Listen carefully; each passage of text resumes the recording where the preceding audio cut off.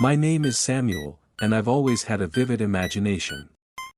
As a child, I would often lose myself in the worlds that I conjured up, crafting adventures and exploring the boundaries of my creativity. It was during one such summer that I first encountered Mr. Widemouth.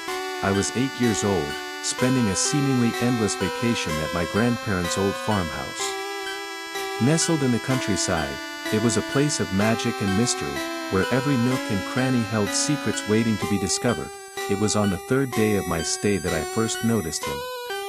Mr. Widemouth, a small, impish creature with a mischievous glint in his eye, appeared in the corner of my vision as I explored the attic.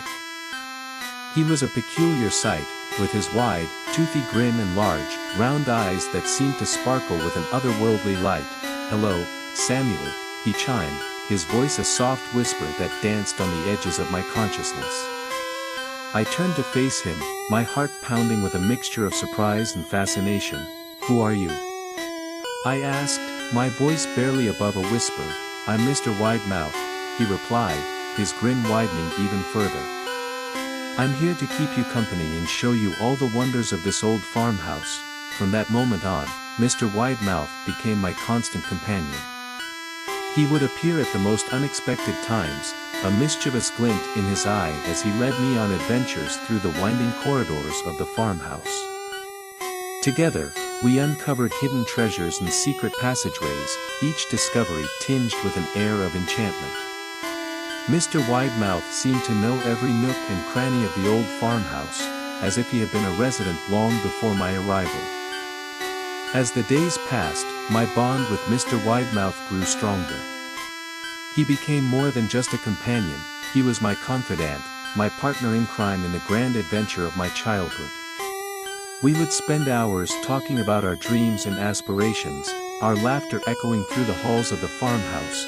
Yet, even as I reveled in the magic of our shared adventures, I couldn't shake a lingering feeling of unease. There was something about Mr. Widemouth that danced on the edges of my understanding, a sense that he was more than he appeared to be. As the days turned into weeks, my bond with Mr. Widemouth deepened, becoming a cornerstone of my summer adventures. We explored every inch of the farmhouse. From the creaking attic to the forgotten cellar, each room holding its own secrets and mysteries. Yet, as much as I reveled in the enchantment of our shared escapades, a shadow of doubt began to creep into my mind. Mr. Widemouth's origins remained a mystery, and his knowledge of the farmhouse's hidden corners bordered on the uncanny. There were times when his presence felt more like a guardian than a mere companion. One evening, as the setting sun cast long shadows across the attic, I mustered the courage to confront him about his true nature. "Who are you, really, Mr. Widemouth?" I asked, my voice tinged with a mixture of curiosity and trepidation. He regarded me with those large, luminous eyes, the playful glint giving way to something more solemn. "I'm a friend, Samuel," he replied, his voice tinged with a hint of sadness. "A friend who has watched over this old farmhouse for a very long time." His words sent a shiver down my spine, the weight of their meaning settling over me like a heavy quilt. It was as if the farmhouse itself held a history that extended far beyond my own existence, a tale woven into the very fabric of the walls.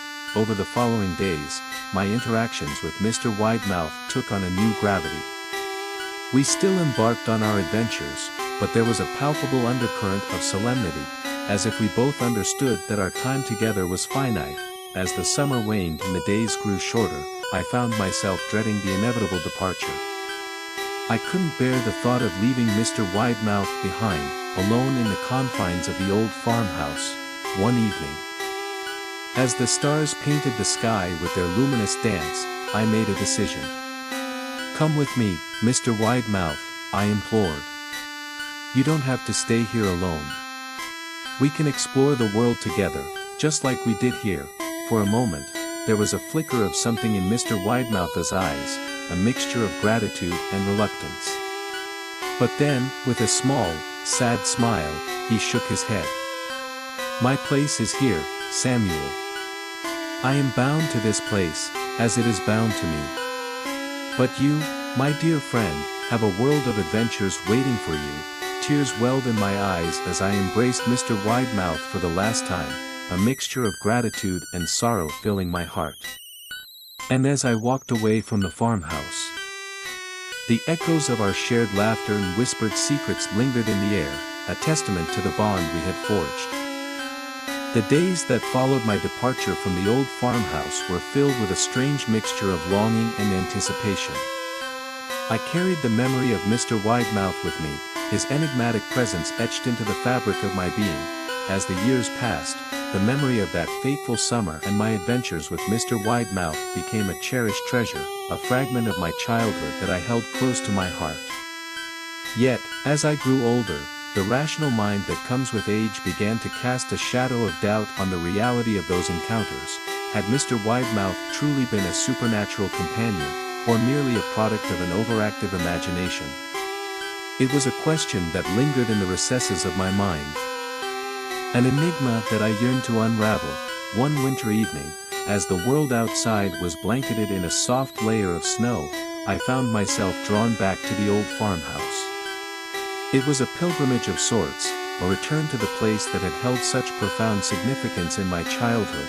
As I stood before the weathered facade, a rush of memories flooded over me, the attic filled with forgotten treasures, the cellar steeped in secrets, and the lingering presence of Mr. Widemouth. It was as if time itself had stood still, preserving the essence of that fateful summer. With a mixture of trepidation and anticipation, I stepped inside, the floorboards creaking beneath my feet. The air was heavy with the scent of age and memories long past. It was then that I heard it, a soft, melodic hum, a whisper in the shadows that stirred something deep within me, and there, in the dim light of the attic, stood Mr. Widemouth, his toothy grin as enigmatic as ever. Time seemed to have left no mark on him, his presence as vivid and haunting as it had been all those years ago. "Samuel," he murmured, his voice a soft echo of the past. "You returned." The flood of emotions that washed over me was overwhelming, gratitude, wonder, and a deep-seated sense of belonging. It was as if the old farmhouse itself had summoned me back, reuniting me with a dear friend. We spent hours together, retracing the steps of our childhood adventures, reliving the memories that time had woven into the very fabric of the farmhouse. And as the snow outside began to melt, I knew that this reunion was a gift beyond measure.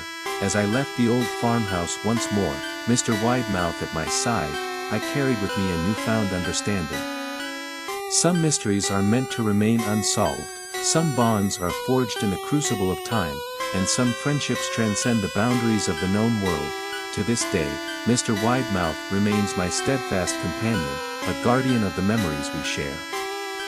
And as I look back on that fateful summer and the enigmatic creature who became my closest confidant, I am grateful for the enduring magic that weaves through the tapestry of our lives.